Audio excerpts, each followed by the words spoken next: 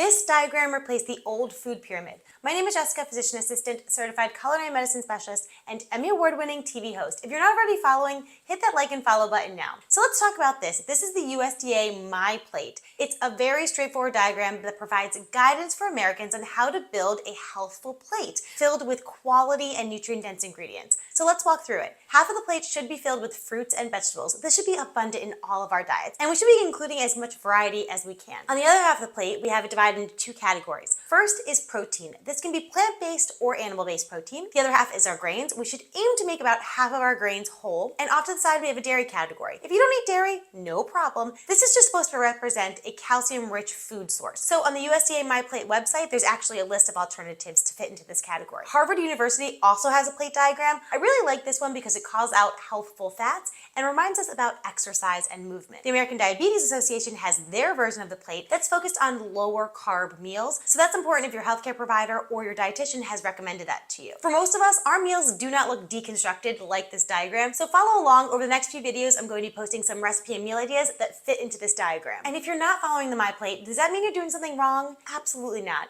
This is just one of the tools that we can use with patients. Let me know what you think in the comments.